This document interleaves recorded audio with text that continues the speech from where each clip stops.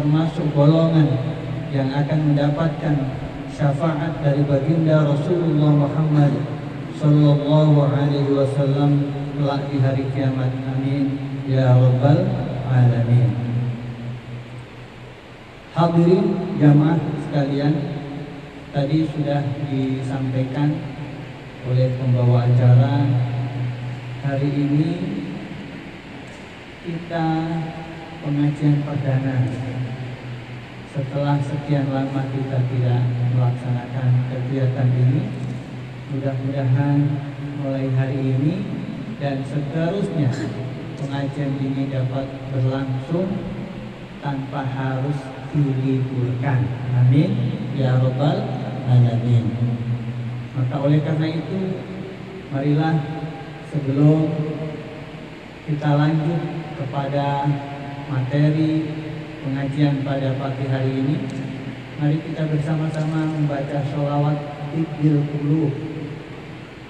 Harapan kita mudah-mudahan pandemi ini segera berakhir, sehingga kita nggak pakai lagi masker. Mukanya Bapak Ibu nggak kelihatan, nggak jelas.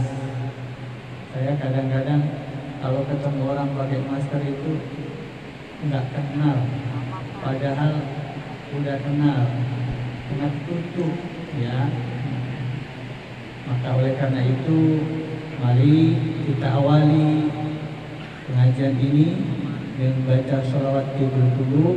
Harapan kita mudah-mudahan dengan baca sholawat, mudah-mudahan kita dilindungi oleh Allah Subhanahu wa Ta'ala dari segala musibah, dari segala macam penyakit, dan mudah-mudahan kita tetap dijaga kesehatan kita oleh Allah Subhanahu wa Ta'ala.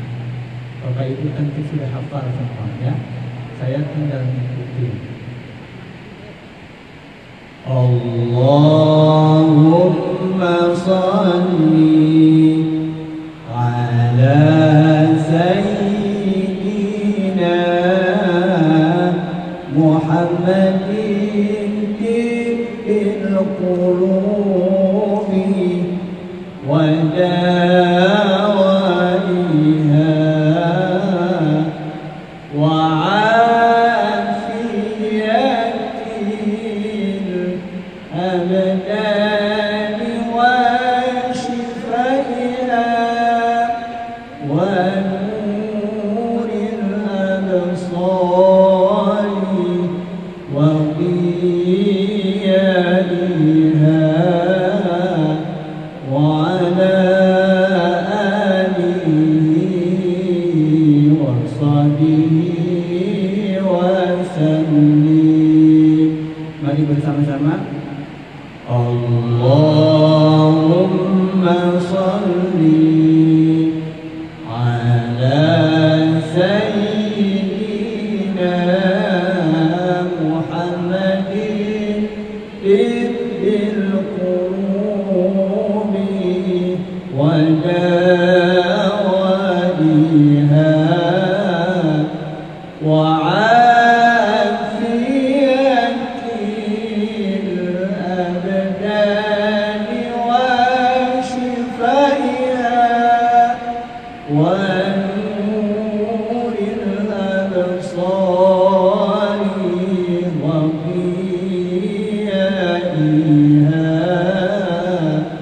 وعلى آله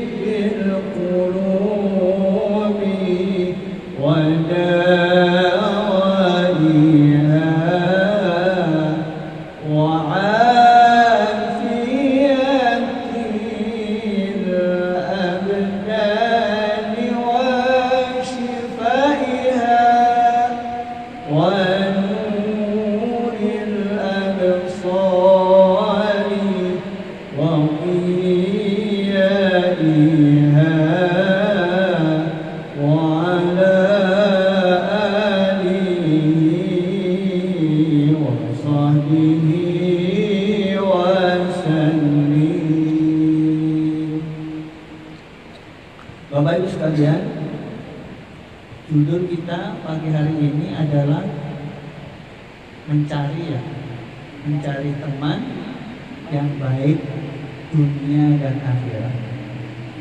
Kira-kira kita sudah dapat apa belum? Kita akan tahu kita sudah dapat atau belum kalau tahu kriterianya. Teman yang baik itu yang bagaimana, teman yang buruk itu yang bagaimana. Jangan sampai kita salah milih. Ya, jangan sampai kita salah milih teman.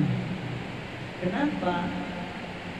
Karena teman itu sangat mempengaruhi kita. Kita lihat anak-anak kita, kadang dinasihatin orang tuanya nggak mau, suruh milih sekolah nggak mau ngikutin orang tuanya, ngikutin teman-temannya. Temannya sekolahnya di mana, yang banyak di mana, diikuti. Sementara orang tuanya punya keinginan, ya, pesantren ini, di pondok ini, tapi anaknya nggak mau. Kenapa? Karena di sana nggak ada teman-teman. Dan ketika dia berteman ini, maka dia akan dipengaruhi oleh kebiasaan, sifat-sifat, perbuatan, dan sikap teman-temannya. Bapak Ibu sekalian, kalau saya boleh membuat perumpamaan, ibu-ibu ini biasanya kalau beli beras, kadang-kadang di beras itu ada batu kecil yang namanya kerikil, ya. Beras yang ada kerikilnya itu beras yang mahal apa beras yang murah? Beras apa? Raskin, ya, atau apa itu?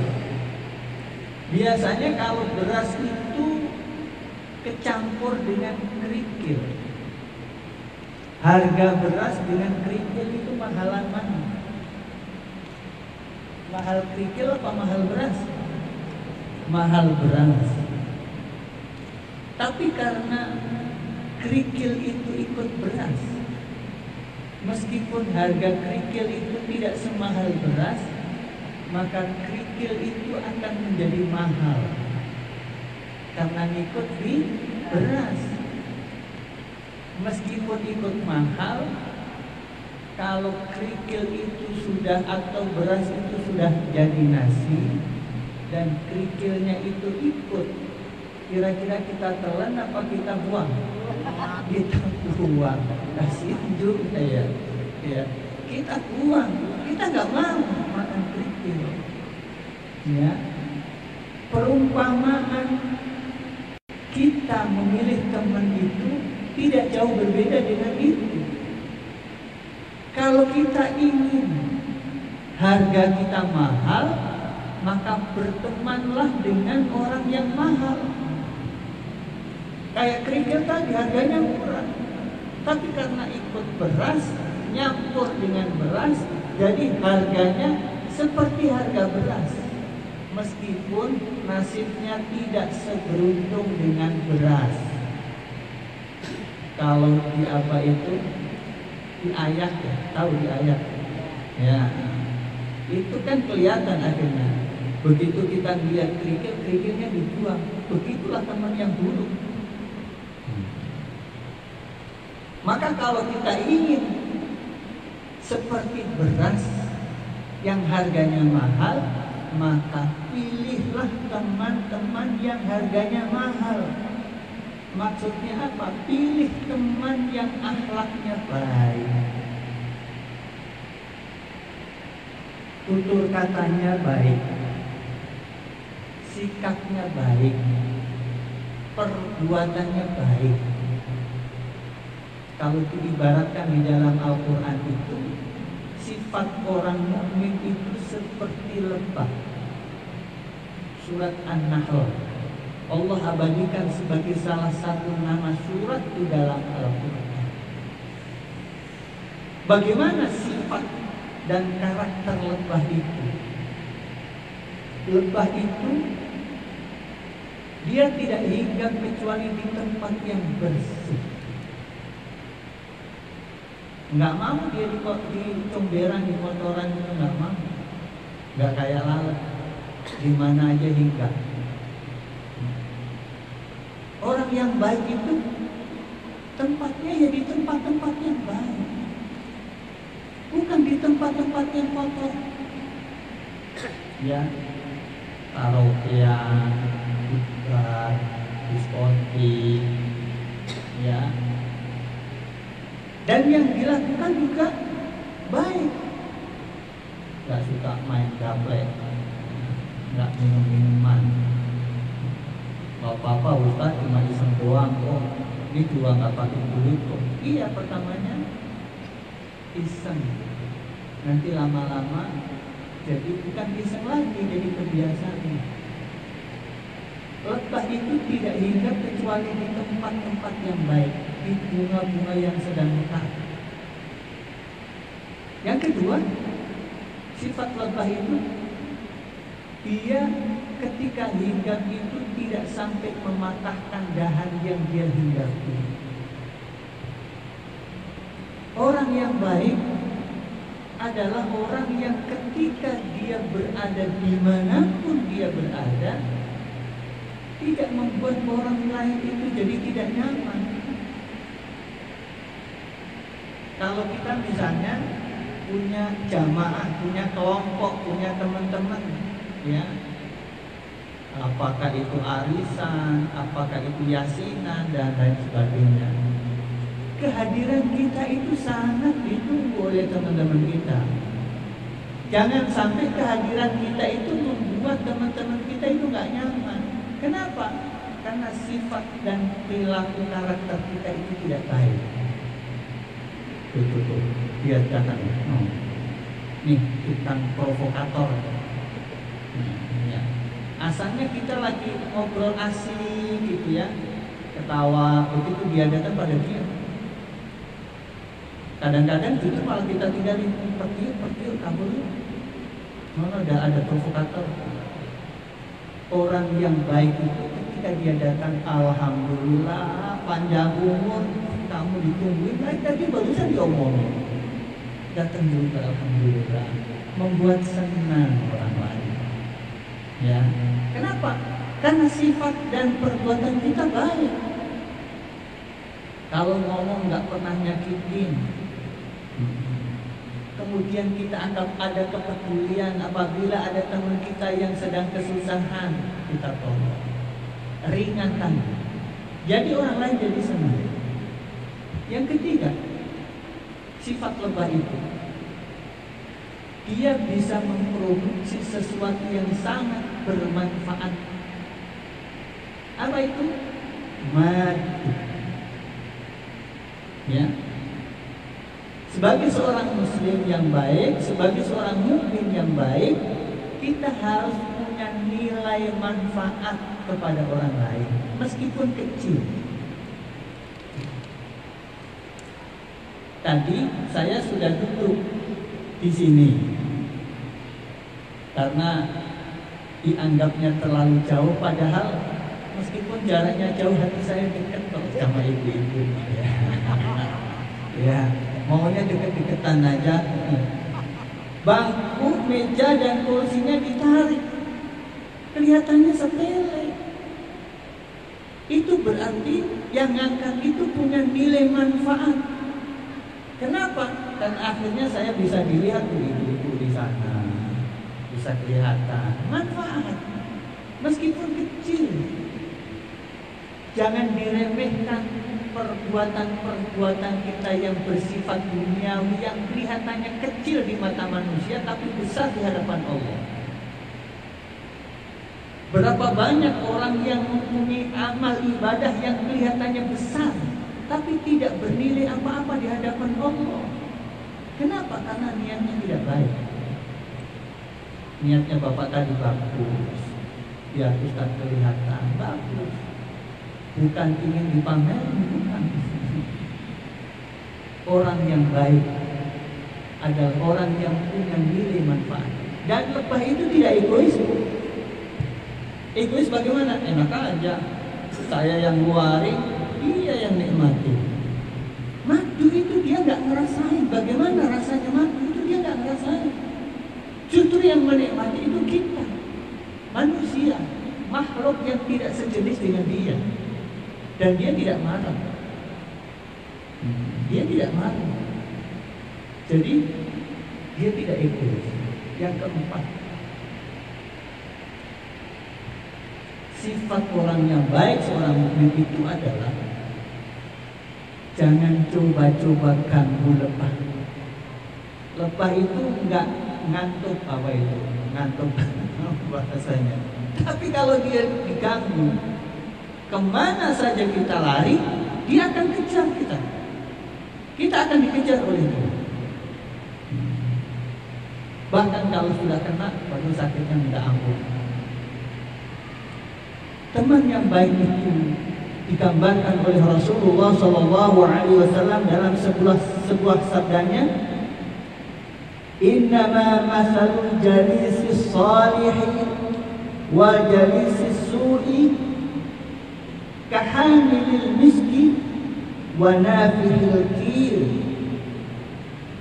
Perumpamaan teman yang baik, teman yang soleh dengan teman yang tidak baik, teman yang buruk, kahamilil miski, seperti seorang penjual minyak wangi, wa nafihil kir, dan tukang pandai besi. Kalau sekarang tukang las. Loh kok begitu Ustaz? Masa perbandingannya teman yang baik dengan teman yang tidak baik itu antara penjual minyak wangi dengan tukang las. Rasulullah tidak sedang menjelaskan hukum pekerjaan menjual minyak wangi dan hukum pekerjaan orang yang jadi tukang las. Bukan berarti tukang las itu tidak baik, bukan. Efek dari pekerjaan yang dilakukan itu yang nanti akan dibahas. Bagaimana seorang tukang minyak wangi? Bapak Ibu pasti sudah paham. Teman yang baik, apabila kita bergaul dengan sahabat dan teman yang baik, digambarkan oleh Rasulullah kahamil miski, seperti seorang penjual minyak wangi. Imma ayyuhdiyaka, karena kita berteman dengan tukang minyak wangi, nanti kalau jualannya laris, laku, untungnya banyak, kadang-kadang kita dibagi minyak wanginya tuh. Dia nggak beli, karena kita berteman dengan tukang minyak wangi. Suatu saat kalau dia beruntung, kita dibagi.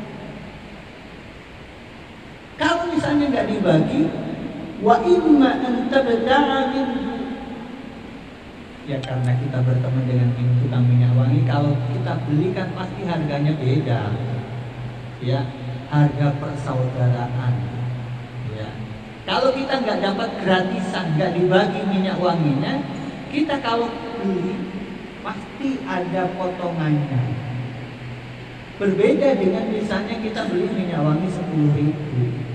Kalau kita beli dengan temannya kan paling enggak ya kasih kortingan lah 2.000 jadi 8.000. Kalau misalnya kita nggak bisa beli, yang ketiga adalah wa imma an tajida rihan thayyibah. Paling enggak kita kebauan bau yang wangi. Kalau kita berteman dengan orang yang baik, orang yang suka datang ke majelis taklim, orang yang suka datang ke masjid untuk sholat jamaah, meskipun kita belum bisa mengikuti, minimal kita dapat informasi. Pulang dari sini ngasih tahu sama teman-temannya, di CIC pengajian kuliah gua udah dimulai loh. besok datang ya. Minimal itu. Saya punya teman, Bapak Ibu sekalian, keseharian saya ngajar, tapi bukan ngajar anak-anak, ngajar orang tua. Ada temennya itu seneng dengan puasa sunnah Senin Kemis. Ceritanya begitu. Ini temen lengket banget nih. Yang satu suka puasa Senin Kemis, yang satu enggak. Tapi yang satu ini yang enggak suka puasa ini suka traktir. Diajak makan, ngopi. Karena temennya ini sering puasa. Yang satu ini yang suka traktir ini enggak pernah puasa. Lama-lama dia kepengaruh. Asal mau ngajak makan lagi puasa. Lama-lama dia berpikir, ternyata sama ya. Dia puasa dengan saya nggak puasa, badannya sama. Bahkan orang puasa lebih kurus saja. Tapi jangan niat puasa karena pengen langsing ya. Nah, ibu-ibu ya, jangan niatnya puasa harus yang benar ya, untuk mendapatkan ridho Allah. Akhirnya apa? Lama-lama dia jadi ikut puasa, meskipun pertamanya sangat terpaksa karena nggak enak sama temennya. Tapi lama-lama dia sudah terbiasa dengan puasa Senin Kemis, akhirnya menjadi kebiasaan yang baik karena berteman dengan temannya yang suka puasa Senin Kemis. Karena berteman dengan orang yang sering datang ke majelis taklim, lama-lama digosok terus. Ayo dong, ngaji dong. Masa di rumah terus, ngapain sih di rumah? Mending ngaji, dapat ilmu, dapat silaturahim, biar dipanjang umurnya, murah rezekinya. Makanya rezekinya seret, karena nggak pernah silaturahim. Datang ke majelis taklim, temennya banyak. Iya ya, akhirnya maaf. Coba kalau temennya yang tidak sering datang ke majelis taklim, nggak pernah. Minimal kita dapat loh. Tadi pengajiannya apa? Oh, pengajiannya judulnya antara beras dan kerikil. Padahal judulnya yang diingat beras dan kerikil. Padahal judulnya mencari teman yang baik dunia akhirat. Enggak apa. Lalu kemudian Bapak Ibu sekalian, bagaimana dengan orang yang berteman dengan, digambarkan oleh Rasulullah, teman yang tidak baik itu seperti pandai besi atau tukang las. Maaf, jangan sampai kemudian berarti pekerjaan tukang las itu nggak baik.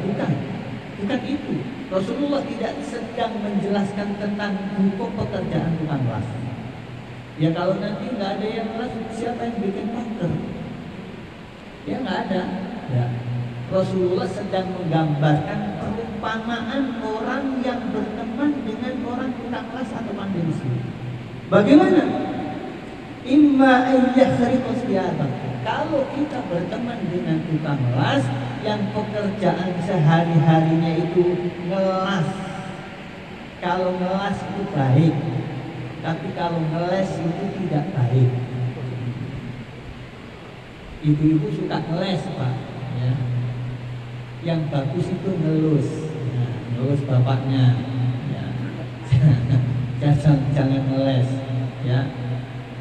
Kalau kita berteman dengan seorang yang tukang ngelas, kata Nabi, imma ayyahriqu siyabaka, bisa jadi baju kamu itu kena percikan api las dan akhirnya bolong. Kalau sudah bolong nggak bisa dijahit. Kalau robek bisa. Seperti bapak-bapak, kalau rokok bajunya kena percikan api rokok, nggak bisa dijahit, bolongnya susah. Begitulah kata Nabi, kita akan rugi, nggak ada manfaatnya. Kalau toh misalnya baju kita tidak kena percikan api karena dari las itu, maka wa imma an tajida rihan khabithah, atau minimal ketika kita bergaul dengan orang yang tukang las itu, baju kita baunya seperti baunya orang yang ngelas. Jadi kalau begitu, ternyata berteman itu sangat berpengaruh terhadap kita. bukan hanya pengaruh karena tutur katanya, bukan sekedar pengaruh dari sikap dan perbuatannya, tapi juga berpengaruh terhadap akidahnya. Akidahnya bisa. Dia berteman dengan maaf. Nah, saya nggak pakai speaker aja, nggak enak. Istri saya orang Betawi, tapi saya bukan orang Betawi. Hati-hati bapak-bapak nih, kalau berteman dengan temennya itu istrinya lebih dari satu. Biasanya digosok-gosok gitu. Jangan dong. Jadi laki begini mengaku belum sah jadi imam, katanya begitu. Akhirnya apa? Digosok-gosok, akhirnya ngikut dah. Kenapa? Karena pengaruh teman. Bahkan akidah orang itu bisa dipengaruhi oleh temannya itu. Ada temannya itu suka pergi ke dukun. Sebetulnya dia nggak mau. Kamu kan punya usaha, bagaimana bisa maju? Kalau cuma ngandelin otak kamu nggak bisa. Datang ke teman. Itu orang pintar. Kemarin saya dikasihnya. Kasih ini. Saya taruh di toko saya. Laku sudah. Iya ya. Pantesan kamu lanjutkan. Akhirnya apa ketemu? Lihat paman Rasulullah Muhammad Sallallahu Alaihi Wasallam. Paman Rasulullah Sallallahu Alaihi Wasallam sampai akhir hayatnya dia tidak mau mengucapkan 2 kalimat syahadat. Padahal Abu Thalib itu adalah orang yang begitu dekat dengan Nabi. Rasulullah dibackup, disupport, didukung dan dibela oleh pamannya ketika Rasulullah berdakwah bersama istri tercintanya Khadijatul Kubra, Sayyidatina Khadijah. Tapi bagaimana meskipun Rasulullah dekat dengan pamannya itu sampai akhir hayatnya tidak bisa mengucapkan 2 kalimat syahadat. Rasulullah sedih. Ketika detik-detik terakhir pamannya itu akan meninggal, Rasulullah membisikkan kata-kata di telinga pamannya. Ya am, kul la ilaha illallah. Wahai paman, ucapkanlah kalimat la ilaha illallah. Pamannya tidak bergeming, jalan-jalan. Padahal dia nggak bisa ngapa-ngapa. Datanglah sahabat tercintanya Abu Jahal JS.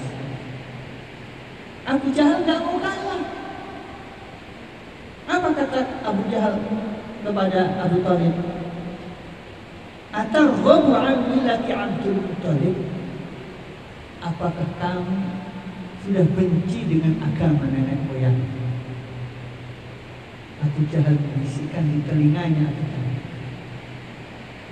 Lalu Rasulullah tidak mau kalah. Diulang sekali lagi. Qul la ilaha illallah. Laki-laki Abu Jahal membisikkan di telinganya, apakah kamu sudah meninggalkan agama nenek moyang?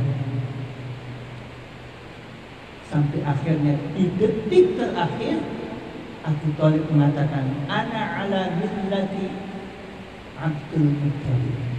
Saya mengikuti agama nenek moyang itu. Sampai akhir hayatnya dia tetap dalam keadaan tidak beragama Islam. Padahal Rasulullah Sallallahu Alaihi Wasallam sudah berkeinginan agar pamannya itu yang selalu mendukung dia, yang selalu membela Rasulullah itu berakhir di akhir hayatnya itu dalam keadaan beragama Islam. Lalu diingatkan oleh Allah Subhanahu wa taala, innaka la tahdi man ahbabta walakinna Allah yahdi man yasha. Wahai Muhammad, engkau tidak akan bisa memberikan petunjuk kepada orang yang engkau cintai sekalipun. Walakinna Allah yahdi man yasha. Allah lah yang akan memberikan petunjuk kepada siapapun yang dikehendaki. Rasulullah sedih karena pamannya meninggal dalam keadaan kafir. Tapi Rasulullah tetap memohon kepada Allah, ya Allah, meskipun pamanku ini tidak mau mengucapkan 2 kalimat syahadat, tidak mau mengucapkan apa yang aku katakan, ya Allah, berikan keringanan siksaan kuburnya, siksaan di akhirat nanti. Atas berkat permohonan dan doa Rasulullah, pamannya Abdul Muthalib meskipun sudah di neraka, tapi tidak di dasarnya, tidak di tempat yang paling bawah, tetapi di permukaan neraka. Tapi meskipun di permukaan juga nggak enak, ya, namanya di neraka, khalidina fiha selama-lamanya. Itulah Bapak Ibu pengaruh orang ketika mempunyai teman yang tidak baik. Akidah kita bisa dipengaruhi oleh teman kita. Maka oleh karena itu Rasulullah Shallallahu Alaihi Wasallam, apabila kalian ingin tahu bagaimana sifat, perilaku, karakter seseorang, lihatlah dengan siapa dia berteman. Al-mar'u ala dini khalilihi. Seseorang itu sangat bergantung bagaimana temannya itu. Maka teman itu adalah cerminan dari kepribadian teman itu. Hadirin jamaah rahimakumullah, berteman dengan orang yang baik bukan hanya bermanfaat di dunia, sampai nanti di akhirat. Jadi bukan hanya di dunia saja, sampai nanti di akhirat. Sebagaimana sabda Nabi kita Muhammad sallallahu alaihi wasallam, hatta idza khalasal mu'minuna minan nar. Ketika orang-orang mukmin nanti di akhirat, ketika orang-orang mukmin nanti di akhirat, kemudian ketika melewati jembatan di atas neraka itu, dan orang-orang mukmin selamat bisa melewati jembatan itu dengan baik dan akhirnya masuk surga. Ketika orang-orang mukmin itu sudah masuk surga, mereka masih peduli terhadap teman-temannya ketika di dunia. Maka ketika dia sudah berada di surga, fawalladhi nafsi biyadihi ma minkum min ahadin bi ashadda munashadatan lillahi istighsa'il haqqi minal mu'minina lillahi yawmal qiyamati li ikhwanihim alladhina finnar. Meskipun orang-orang mukmin itu sudah berada di surga, mereka masih keingetan sama teman-temannya ketika di dunia. Bagaimana sikap mereka? Mereka mengatakan, yaquluna rabbana kanu yasumuna ma'ana wa yusalluna wa yuhajjuna ma'ana. Wahai Rasulullah, temanku yang sekarang berada di neraka, dulu ketika di dunia dia bareng-bareng saya berpuasa di bulan Ramadan, ya Rasulullah. Dulu ketika di dunia dia bersama-sama saya sholat berjamaah di Masjid Jakarta Islamic Center, ya Allah. Dulu ketika di dunia dia bareng-bareng saya ikut majelis taklim di Masjid Raya Jakarta Islamic Center. Ya Allah, sekarang dia berada di neraka, ya Allah. Berikan keselamatan, berikan pertolongan, ya Allah. Itu apabila kita punya teman yang baik. Loh, kita kok dia waktu di dunia kan sholat, kan puasa, kok bisa di neraka? Iya bisa aja. Ya bisa aja. Loh kalau begitu, ya nggak usah sholat aja. Ya bukan begitu, tambah parah kok. Kenapa? Bisa jadi ketika dia beribadah, bisa jadi ketika tetap beramal soleh, tapi perbuatan-perbuatan dosanya tetap dia lakukan. Singkatannya STMJ. Apa itu? Sholat terus, maksiatnya tetap jalan. Maka meskipun dia sholat, meskipun dia puasa, meskipun dia haji, tapi ibadah yang dia lakukan tidak bisa mempengaruhi perilaku dan sifat karakter mereka. Umrohnya berkali-kali, tapi pelinnya minta ampun. Ada tetangganya kesusahan, nggak mau nolongin, ya. Dia si puasanya rajin, tapi ngomongin orangnya juga rajin, ghibahnya juga rajin. Ya bagaimana ibadahnya tidak bisa mempengaruhi sikap dan perbuatan orang itu. Maka ketika nanti di neraka di akhirat ditimbang amalnya. Faman saqulat mawazinuhu fahuwa fi 'ishatir radiyah. Orang yang timbangan amal solehnya itu berat, maka dialah orang yang beruntung. Fahuwa fi 'ishatir radiyah, dalam kehidupan yang diridhoi oleh Allah, masuk surga. Wa amma man khaffat mawazinuhu fa ummuhu hawiyah wa ma adraka ma hiya narun hamiyah. Adapun orang yang timbangan amal solehnya itu ringan, lebih berat dosanya, lebih berat maksiatnya, maka tempatnya di neraka. Maka oleh karena itu, seandainya Bapak Ibu sekalian, kalau nanti Bapak Ibu nanti di surga, amin. Nah, ternyata saya harus mampir dulu misalnya di neraka, Bapak Ibu bisa lapor kepada Allah, itu teman saya, itu ustadz saya dulu ngasih pengajian, ngasih ceramah saya, tapi kok tergelincir di neraka. Ya kan kita nggak tahu, ya. Tapi kita mohon, kita berdoa kepada Allah, mudah-mudahan kita semuanya husnul khotimah. Makanya biasakan kita dalam keadaan baik, bergaul dengan orang-orang baik. Itu maksudnya apa? Nanti suatu saat ketika kita dipanggil oleh Allah itu dalam keadaan baik. Kalau kita bergaul dengan orang-orang yang tidak baik, maaf, dia sholat, tapi kalau di luar, maaf, suka nongkrong sama orang-orang yang minum-minuman. Ketika ada Satpol PP digaruk, diangkut sama Satpol PP, meskipun kita orang yang ahli ibadah, tetap aja dibawa ke kantor polisi. Loh, iya, karena bergaulnya dengan mereka. Paling tidak kita, orang itu akan ngerasain di penjara meskipun 1-2 hari. Ketika keluar, kita sudah dicap, nih mantan nabi. Padahal kebiasaannya adalah sholat di masjid. Makanya jangan sekali-kali bergaul dengan orang yang tidak baik. Suatu saat kalau Allah memanggil kita, kita dalam keadaan sedang main, bapak-bapak ini misalnya sedang main gaple, meskipun cuma iseng, padahal kesehariannya ngaji dan lain sebagainya. Alhamdulillah min dzalik.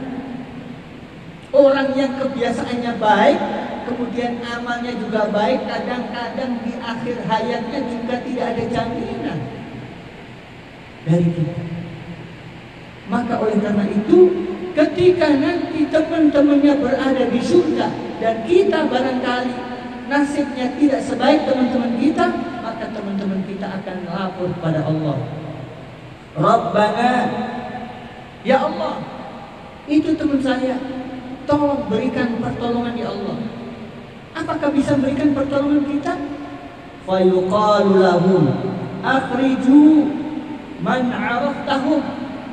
Kata Allah, udah, sekarang coba kamu cari di neraka. Siapa yang kamu kenal? Mana? Siapa teman kamu yang ada di sini? Oh, si A, si B, si Fulan. Panggil dia, keluar dia. Karena asbab kita punya teman. Jadi berteman itu bukan sekedar ketika di dunia yang bisa kita dapatkan manfaatnya, sampai di akhirat nanti. Sampai di akhirat nanti, meskipun kita berteman dengan orang yang soleh itu hanya sesekali, tapi karena kita berteman dengan orang yang baik, maka teman kita akan bisa memberikan syafaat, memberikan pertolongan kelak di hari akhir. Ya udah, kalau begitu kita berteman aja dengan orang-orang yang baik, tapi tidak mau sholat, ya jangan. Bukan hanya teman aja, amal kita mana, pahala kita mana, ganjaran kita mana. Maka oleh karena itu Allah berfirman dan mengingatkan kepada kita di dalam surah At-Taubah, Ya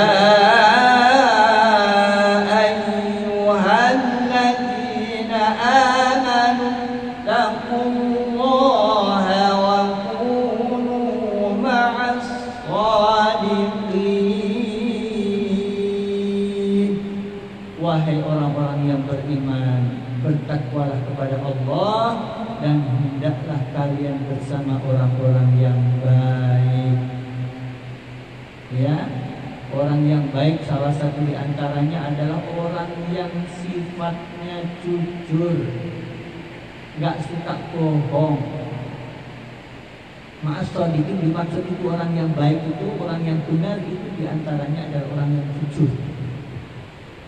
Orang yang jujur itu bukan hanya bermanfaat di dunia tapi di akhirat juga. Rasulullah sallallahu alaihi wasallam, "Alaikum bisidqi fa inna sidqa yahdi ilal birri fa innal birra yahdi ilal jannah."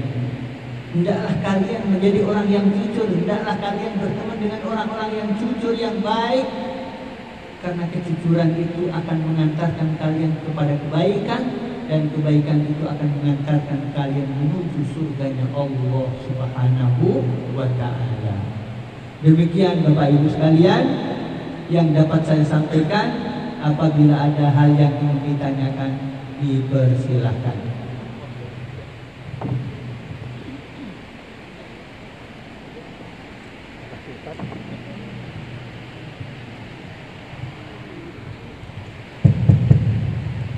Ya, ibu-ibu, bapak-bapak, cukup jelas, cukup terang, mudah dipahami.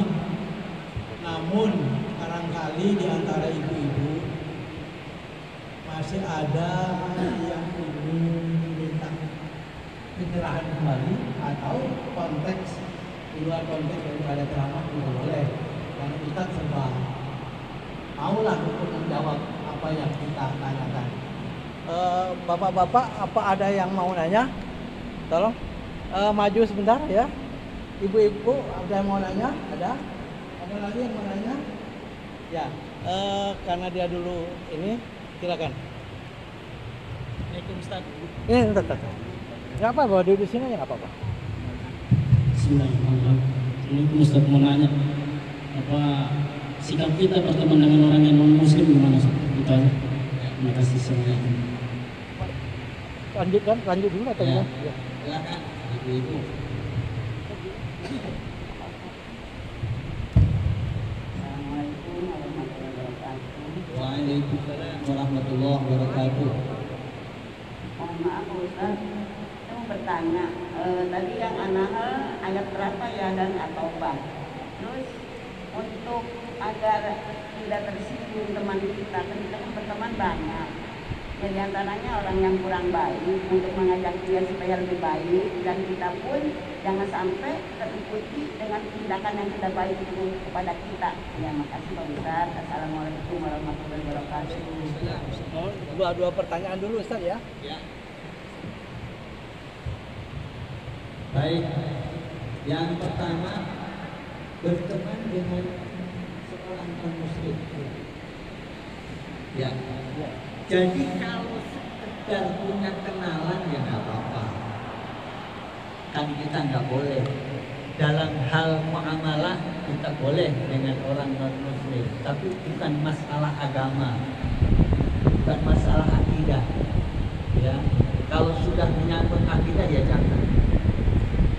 Tapi kalau dia tidak merugikan agama kita, tidak merusak akidah kita karena bersifat muamalah, ya boleh-boleh saja. Tapi kan kita juga harus waspada. Ada batasan-batasan yang bisa kita bergaul dengan mereka. Tapi ada juga hal-hal yang harus kita hindari. Ya, kita hindari dengan mereka. Yaitu apa? Untuk masalah agama dan akidah. Kita nggak boleh niru mereka. Kalau sekedar muamalah, kita misalnya beli, dagang sama mereka, ya silakan. Tetapi juga harus hati-hati. Kalau memang masih ada teman-teman kita dari seakidah dengan kita, ya dengan teman-teman seakidah kita aja. khawatirkan kita kepengaruh, karena zaman sekarang banyak saudara-saudara kita, ya, khususnya yang perempuan-perempuan ini yang akidahnya, agamanya nggak begitu kuat, karena diiming-imingi materi dunia akhirnya ngikut. Ini yang harus kita waspadai. Anak-anak remaja kita dianggap sama, nggak apa-apa. Makanya ini kita sebagai orang tua juga harus waspada. Makanya ngolahin anak itu bukan sekedar di sana itu bagaimana, tapi harus tahu dia nanti di sana itu bertemu dengan siapa. Mama di sekolah itu agamanya berapa persen? Ya kan? Makanya agar anak-anak kita selamat akidahnya dan tidak bergaul dengan yang tadi ditanyakan, pondokin, pesantrenin, atau sekolah-sekolah yang ada belakangnya Islam terpadu, di mana di sana agamanya jauh lebih banyak dibandingkan dengan sekolah-sekolah yang pelajaran agamanya cuma 2 jam dalam seminggu. Dapat apa? Di luar nggak ngaji, nggak belajar agama. Akhirnya menganggap semua teman itu sama. Itu yang harus kita waspadai. Kalau itu yang terjadi, maka jangan kita lihat. Jangan kita lihat.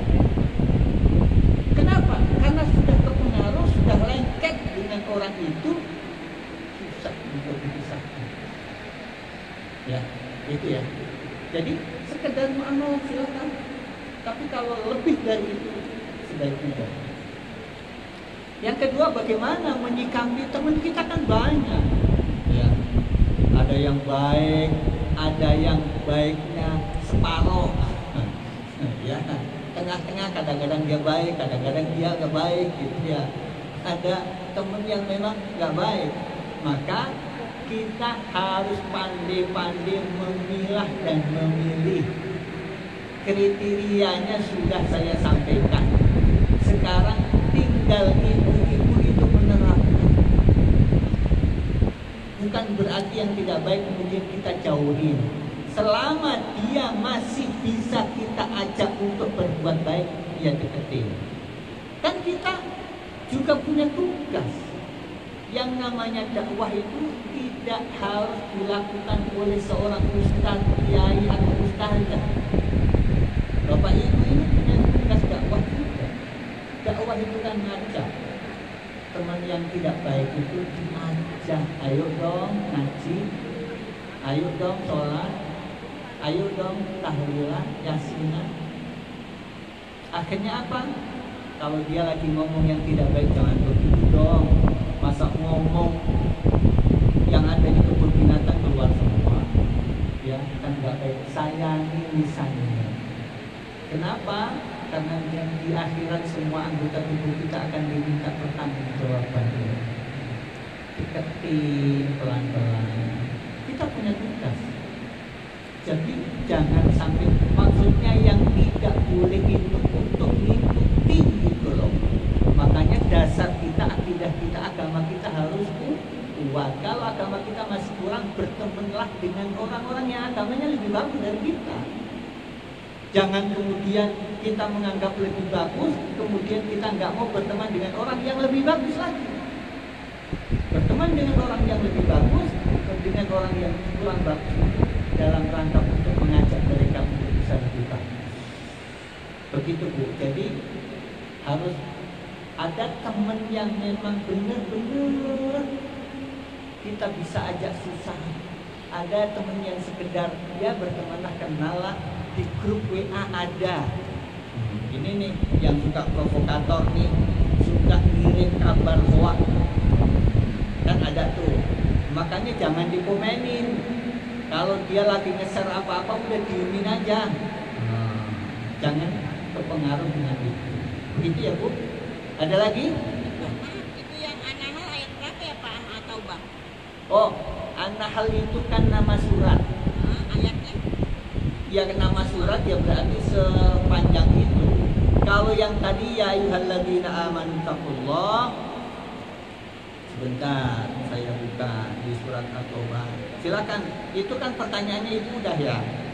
Tinggal nama surat, nomor ayat surat. Oke, ya. Silakan yang lain, barangkali ada yang masih mau Ada nanya. lagi ibu-ibu barangkali minta pencerahan. Pak, saya menyambung pertanyaan teman tadi masalah perbedaan agama, Pak. Benar. Surat At-Taubah ayat 119. Ya ayyuhalladzina amanu taqullaha wa kunu ma'as shadiqin. Silakan. Tetangga Muslim, ada beberapa tetangga. Kalau kita Idul Fitri, dia datang, selamat Pak atas Idul Fitri ya, semoga Bapak sehat terus. Jadi dia mengucapkan selamat hari raya gitu ya. Pada saat dia mengatakan seolah-olah dia Ngerti gitu ya. ngarepin. Nah iya, kok saya mengucapkan Bapak nggak mengucapkan, tapi Ya. terus dia malah jawab juga, malah dia tambah ucap malu-malu aja mengucapkan Pak. Nah, jadi maksud saya begini, kalau kita ikut-ikut mengucapkan itu, apakah kita masuk dosa bersama atau dosanya cuma malu-malu aja? Ya. Terima kasih. Baik, ya. Kita punya tetangga non muslim. Ya. Kemudian ketika Idul Fitri kita diucapin, ya, selamat Idul Fitri. Lah kalau dia ngucapin mah biarin aja ya. Orang dia mau ngucapin, nasi gue ya kita terima. Ya. Tapi jangan sampai kita balas. Ya. Kita jangan sampai balas ke dia. Dia lagi hari besarnya dia, maaf lagi Natalan, ya udah biarin aja. Kalau dia protes, lo kok kan kemarin, ya kamu kan udah tahu bagaimana pandangan akidah saya. Akidah saya tidak memperbolehkan. Ya sudah, mau apa lagi? Kalau masalah muamalah hubungan kamu tetangga saya hormat, ya Nabi kita mengajarkan begitu. Tapi untuk masalah akidah, untuk mengucapin doa, no, enggak. Jangan ikutin seseorang, tapi ikutin agama. Ikutin apa kata Allah di dalam Al-Quran dan hadis. Jangan ikutin personalnya. Meskipun banyak orang yang menganggap baik, tapi ada sisi-sisi yang tidak semuanya kita ikuti. Tidak semuanya kita ikuti. Kalau kita memang nggak serp dengan keyakinan kita, ya sudah, tinggal. Itu hak kita dan kita yang akan mempertanggungjawabkan di hadapan Allah, bukan dia. Dia boleh ngomong seperti itu, ya silakan. Tapi hati nurani saya, akidah saya, keyakinan saya nggak memiliki. Itu aja. Jadi Bapak Ibu ikutin apa kata Allah di dalam Al-Quran dan Hadis. Ya. Kalau misalnya kita nggak tahu kan, insya Allah itu akan menyelamatkan. Baik, itu. Oh, baik. Bapak Ibu sekalian, mari kita tutup dengan baca doa pertemuan dan taklim kita pada pagi hari ini. Sekali lagi kita selalu berdoa kepada Allah Subhanahu wa taala agar kita, keluarga kita, jamaah pengajian kita, saudara-saudara kita sesama muslim mudah-mudahan senantiasa dilindungi oleh Allah Subhanahu wa taala, dijaga kesehatannya, guru-guru kita, kiai kita, para habaib kita. Kita doakan senantiasa diberikan kesehatan oleh Allah Subhanahu wa taala, dimudahkan segala urusannya, dan juga kita, keluarga kita, mudah-mudahan dijauhkan dari segala musibah, dijauhkan dari segala macam penyakit, dan mudah-mudahan pandemi corona ini segera berakhir sehingga kita dapat beraktivitas, beribadah dalam keadaan normal. Ala hadhihi niyyah wa ala kulli niyyatin shalihah ila hadratin Nabi Mustafa Muhammad sallallahu alaihi wasallam binati syifa wal afiyah wa salamat fid din wa dunya wal akhirah. Bismillahirrahmanirrahim. أعوذ بالله من الشيطان الرجيم. بسم الله الرحمن الرحيم. الحمد لله رب العالمين الرحمن الرحيم مالك يوم الدين إياك نعبد وإياك نستعين اهدنا الصراط المستقيم صراط الذين أنعمت عليهم غير المغضوب عليهم ولا الضالين آمين. واعف عنا يا كريم واعف عنا يا رحيم اغفر لنا يا رحمن يا رحيم يا أرحم الراحمين ارحمنا. اللهم بحمد الفاتحة وبسر الفاتحة ورحمة الفاتحة الفاتحة وببركة الفاتحة يا فارج الهم يا كاشف الغم يا لا ملجأ منك غير حمد يا ذاك الجلال يا الله يا ذاك الجلال يا رحيم يا ذاك الجلال يا رحمن اللهم إنا نسألك العافية وتمام العافية ودوام العافية والشكر العافية والغنى عن الناس اللهم جعلنا بالعافية السلام حتى التقوى القامة وعنا من مصيبتنا لنا إنك سميع الدعاء اللهم إنا نسألك العفو والعافية والعافية لنا في الدين والدنيا والآخرة دعواهم فيها سبحانك اللهم وتحياتهم فيها سلام وآخر دعواهم أن الحمد لله رب العالمين سبحانك اللهم وبحمدك أشهد أن لا إله إلا أنت أستغفرك وأتوب إليك kurang lebihnya mohon maaf. Hadanallahu wa iyyakum ajma'in. Assalamualaikum warahmatullahi wabarakatuh.